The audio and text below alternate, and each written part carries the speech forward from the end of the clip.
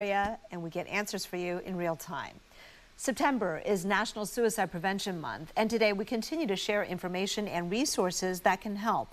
The executive director of a nonprofit that supports families who have lost someone to suicide will be joining us to talk about how to cope and how to move forward. Also, big companies in San Francisco are sending out pink slips. Who's doing the laying off, and what does that suggest about our region's economy? Our media partner, the San Francisco Standard, will be here to reveal the results of their new layoff tracker. But first, as California works to win back tourists and their all-important dollars, California is launching a new campaign to visit Native California. It's tourism with an emphasis on visiting destinations important to the history of indigenous people. Joining us live now to talk about this is the CEO of Visit California, Carolyn Beteta, that is. Carolyn, thank you so much for your time. Oh, thanks, Kristen. Appreciate it. Well, this is really interesting because the California Tourism Board, or the Bureau, has rolled out this brand new campaign to get travelers to visit the state's tribal lands, right? So how did this come about? Well, I think there was a lot of organic discussions that were taking place. And then we had this real opportunity, a catalyst with the American Plan Rescue Act. We received $1 million grant, federal grant, to really expedite this. And so we put this on a fast track. We saw it as great importance. California has more federally recognized tribes than any other state in the nation. It just seemed like a natural fit. It's a really rich cultural history, right? I know probably impossible to cover locations that involve all 100-something tribes, but tell us about some of the key places that you're highlighting through this effort. Yeah, we're really excited to bring these stories and experiences directly to prospective visitors. For example, as part of the kickoff yesterday, we brought in a hand-carved redwood canoe that is very, very native and historical to the Yurok tribe in the Redwoods. Visitors can actually go paddling with members of the tribe up in the Mendocino area. So very exciting. Right in the Bay Area quarterly, there's the Indigenous Red Market in Oakland, where a variety of tribes come together for indigenous foods, experiences, dances, culture. We actually were able to spend some time with Krista Waipepas of Waipepas Kitchen that just opened in the Bay Area just last year. She's received rave reviews. Wow. There's several more that are actually not too far from us in Northern California, so we have a graphic of that we're going to put up. I think there's also one in Santa Rosa, the nonprofit National Indian Justice Center's California Indian Museum and Cultural Center. Tell us about this one. Yeah, we're really excited about that one as well. And you can see on the screen, Shasta Cascade. Did you know, like in the Shasta Cascade area, even there are petroglyphs from some of our Native American tribes. So it's a bounty that we'll just be bringing out as visitors sometimes don't even know they're on Native tribal lands. For example, Palm Springs, you know, most of the land in Palm Springs is owned by the tribal nation, the Agua Caliente. So it's really just to bring people closer to the tribes that they may be already experiencing themselves. And we have so much to push forward from the Bay Area specifically. Yeah, so the idea is you have, as part of the visitcalifornia.com website, right, you have this page that is dedicated to these native destination experiences. So here it is. I want to show it to folks. Sort of like, to me, when I saw this, I was like, it's kind of like the wine tasting trail in Napa or Sonoma, right? You go to that page and you see all the places that you could visit and you go, wow, this one sounds really cool to me. And I want to show some of the photos, too, that you sent to us that are unique experiences. So if you can walk us through some of them. Miwok Trail in Tuolumne County. Yes, as a matter of fact, some members of that nation were with us yesterday and providing storytelling and some of their indigenous chants. Just an incredible experience. For example, the Miwoks traditionally didn't do powwows. They gathered in a round barn. So there's just so many nuances, languages. Miwoks had 7 different dialects, for example, just one of those 109 tribes. The culture is rich, it's deep, and something that is of, part of our DNA in the Bay Area and California, sustainability. And they're their first and original stewards of this entire great state that have shaped this land and culture. It's our foundation. And it's so exciting to touch base and really, lift up what they've been doing for thousands and thousands of years right here in California. And for those of you who visit Santa Monica in Southern California, we have a picture of a park there. Not sure if we have time to go into this one in detail, but I still want to show the picture. And it's beautiful, but also I think it's really neat that you have different types of experiences and attractions, right? From museums and spas to nature hikes. Speaking of spas, I want to show kind of a luxury experience. And this one, I think, in Ojai. Tell us about this one. Yeah, this one is in Ojai, and it's got quite the reputation in terms of people coming from around the world to experience this. Of course, Ojai is known for spas, but the Chumash heritage paired with Ojai's, history of restorative experiences just makes it particularly just authentic and organic. Are there some destinations where you can work the land as they have in Hawaii now? We're leaning into that, and we are in discussions about that. One of the exciting things about many of these tribes is these guided walks. So not necessarily working the land, but I think people are really interested in, when people do hikes all the time in the Bay Area, but what plants and, parts of nature is healing, food, restorative. So while you mentioned working the land, nature is what really supplied the bounty for these tribal nations. And even what we're dealing with wildfires now, we have our Department of Resources agency, our agency secretary, reaching out to the tribes for best practices on fire mitigation, even as an example. Mm-hmm. Look, I understand part of this is both to understand our rich history in California, the contributions of the native tribes and peoples, and also to bring economic prosperity to the tribes, but also to California as a whole as we wait for tourism to really bounce back. But are there downsides, I wonder, right? Because anytime you talk about attracting tourists, there are times when there are conflicts, where there are downsides to that, bringing more people in. What do you think? Any worries there? Well, in terms of our initiative, it has to be a win-win. So we are engaging with those tribes that specifically have the infrastructure and a visitor interface to welcome people in. As a matter of fact, the chief of the Agua Caliente tribe yesterday said, being able to share our story actually helps preserve our history, culture, and heritage. And I just thought that was so profound. So it really will be a situation where these tribal establishments that are ready for visitors will engage in this initiative. All right, and we'll see if this will bring also a lot of tourism dollars here. And I think what's neat is that, I've lived in California most of my life, and I didn't know about some of these locations. So this is a great place for both Californians and out of the staters to kind of start. Thank you so much, Carolyn. Really nice having you on. Oh, thanks, Kristen. I appreciate it. I'll see you out there. All right. Coming up next, we're going to shift gears because September is National Suicide Prevention Month. But often lost in the conversation is the trauma facing the families, those who lost loved ones. There is help available, and we'll be right back to talk with the founder of Alliance of Hope for Suicide Loss Survivors. Stay with us.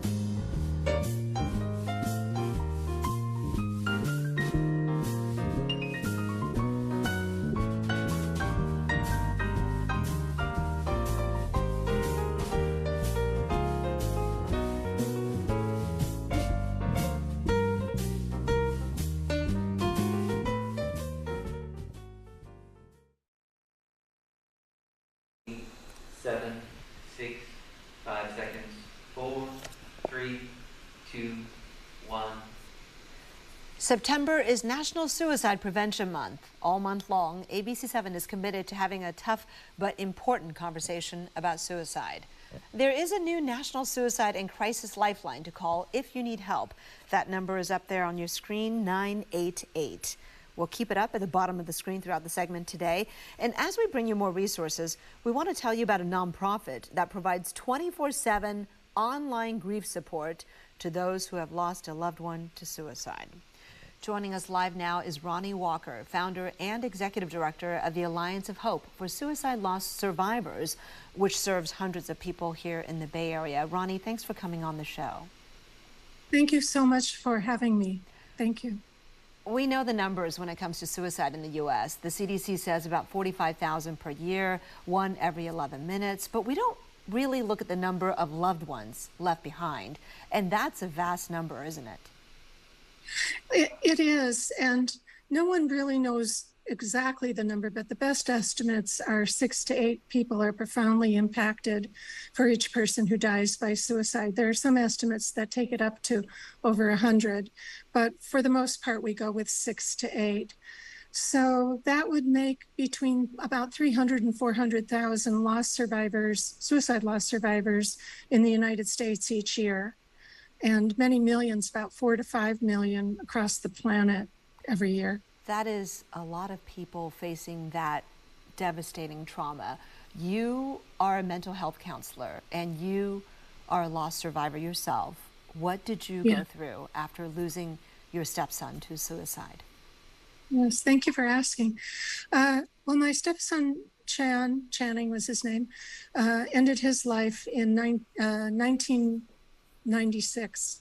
And it was a really tremendously disruptive event. It was as if a grenade went off in our family, leaving everyone wounded and struggling to survive.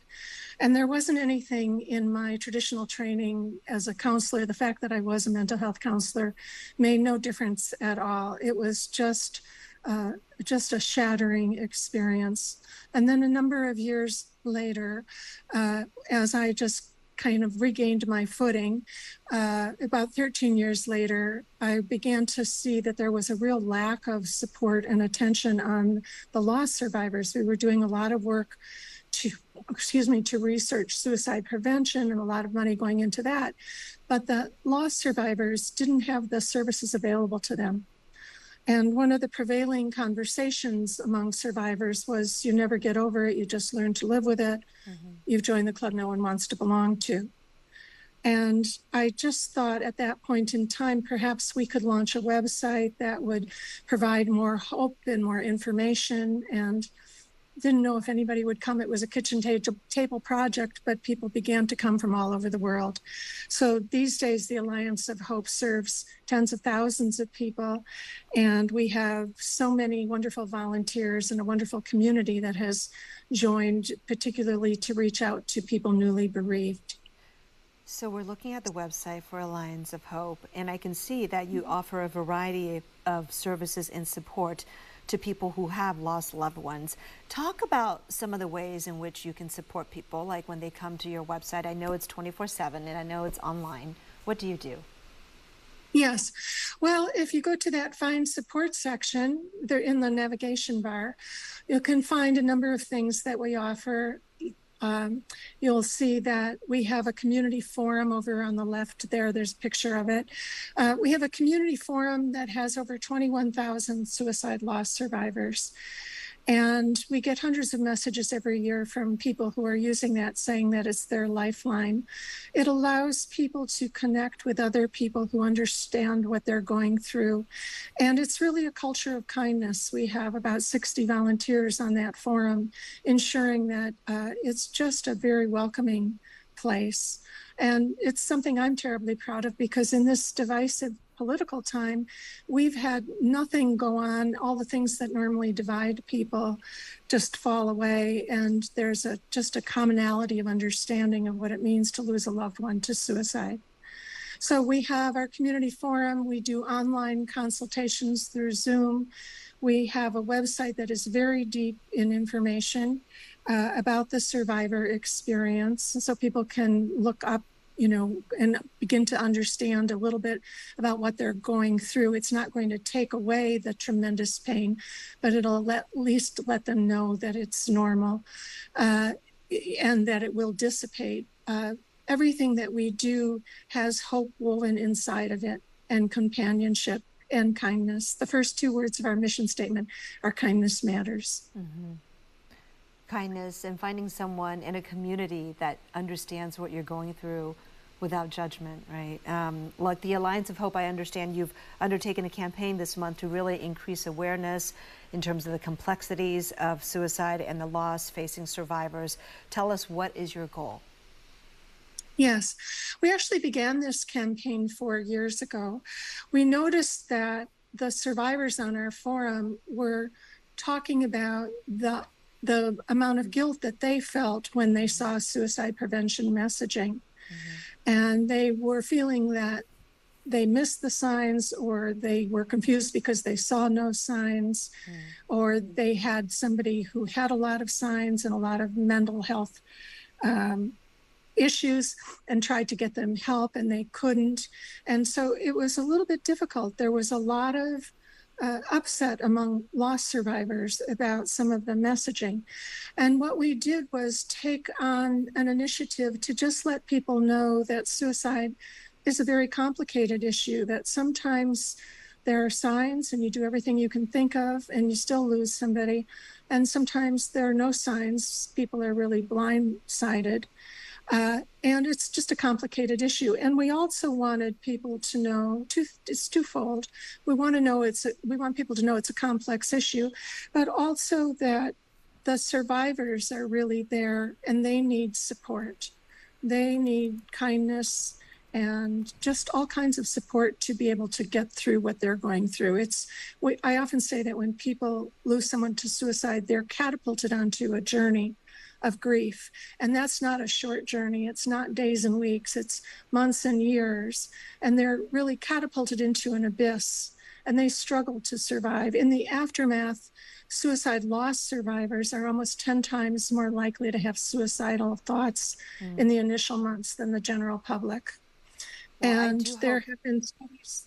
I do hope people will, during their most difficult times, turn to allianceofhope.org or other resources for help out there.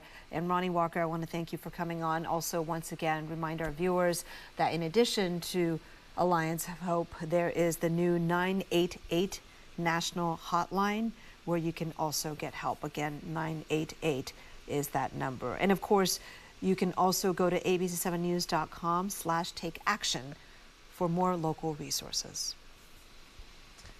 Coming up, we're going to track the trends in San Francisco's job market. As companies cut ties with workers, should that have us concerned about the local economy or not? We'll get the answer next. In commercial break.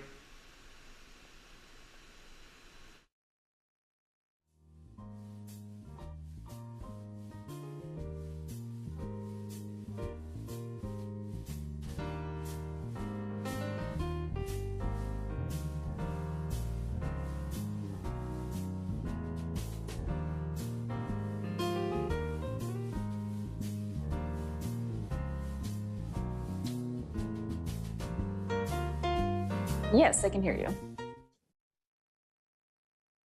Lindquister?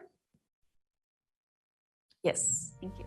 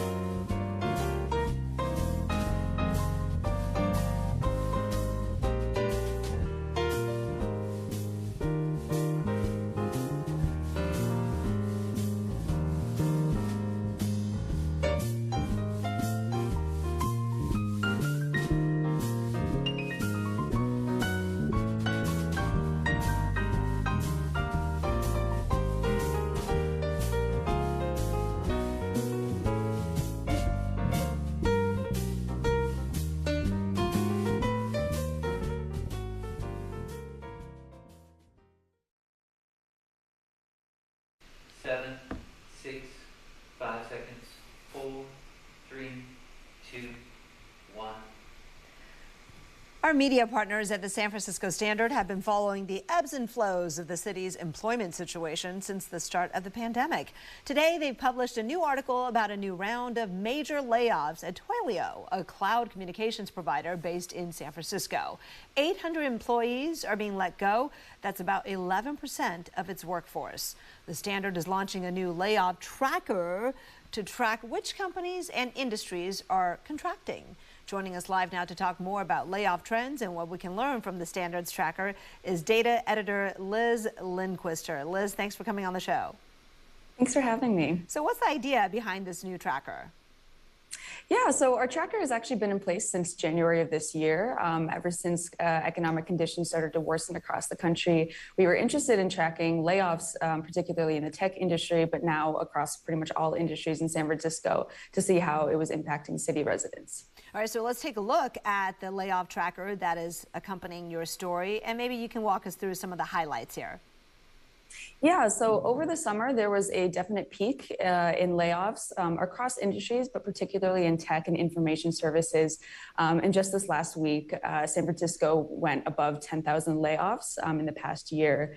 But those numbers are starting to look better. In the last couple of weeks, there have been fewer total layoffs. So the kind of summer peak of layoffs has gone down a little bit. All right, what we're looking at is the daily announcement from each of the companies, StubHub, looking at change.org, certainly a lot of different ones, Lyft. So the other one that I'm interested in is, I think, the weekly, right? So maybe we can pull that one. That looks like more of your traditional graph. Yes, so that's the one that shows the weekly trends of layoffs. This past week was a little bit of an aberration because, like you said, Twilio, the cloud-based communications company, really laid off a pretty significant chunk of the workforce, 800 members. So looking at the 10,000 that we've hit so far this year, how do those numbers compare to the recent past, maybe taking out the odd pandemic year, 2020, in terms of, you're 3/4 of the way through the year? Is this really bad at 10,000, or is that part of what's normal? Well, so I think that the layoffs are definitely intense for the tech industry because they're so concentrated in that industry in particular. But a lot of city officials and economists that work at the San Francisco Comptroller's Office say that it's not necessarily as off base as it is in the past. They say that the labor market is still pretty strong. Unemployment rates are still pretty low. And even though these layoffs kind of reflect the tightening market and some of the economic difficulties that economists are predicting across the country in the next couple of months, they say that it's not exactly a huge cause for concern just yet. So if this is like the kids at the playground analogy, it's not that there are no more swings for you, it's just that you have to move to a different swing? Is that what it is? In some ways, yeah. So I think one of the interesting things is that a lot of tech workers that are laid off by particularly startups like Patreon or Twilio, companies that really expanded during the pandemic, a lot of those companies are really starting to tighten up their structure, their restructuring of responding to economic conditions. And so a lot of those tech workers are still not having a super hard time finding jobs within the tech industry. Nationally, some other news outlets have reported that job hiring across the United States and even in San Francisco has been pretty strong across industries, and particularly for information services and advanced degrees-based jobs. I think what speaks to that point is the San Franciscans employed number, which you also provided to us, so we can go ahead and put that up and tell us what this number shows and how it compares. Yeah, well, the unemployment rate in San Francisco has dipped below pre-pandemic levels. So I think it was a little bit above 2 or 3% in early 2020 and late 2019, but now it's below 2%. The number of San Franciscans finding new jobs is starting to increase. It's not necessarily back to pre-pandemic levels, but it's getting better. And just in July, this past month, the Comptroller's Office reported that some 7,700 jobs were added to San Francisco's economy. So it kind of indicates that as much as these layoffs are happening, the level of growth and the number of jobs being added to the market kind of outstrips the concern. Got it. Now, many workers are now work from home or at least hybrid, so their job doesn't show up as a loss, but does the big shift to remote lead to other jobs being lost? Yeah, so that definitely had kind of a ripple effect on particularly blue collar industries. So from the pandemic till now, San Francisco saw a loss in about 60,000 jobs, particularly in industries relating to hospitality and service and transportation. But the kinds of jobs that it gained were, again, in the tech and industry sector. So while we see a lot of empty offices in San Francisco's downtown areas, that's mostly going to affect the kinds of service industry workers that would be running those buildings and kind of keeping them running while tech workers kind of sit at home and do their work from home. All right, so Liz, you guys are going to keep that tracker up there, right? Yeah, we update it every week.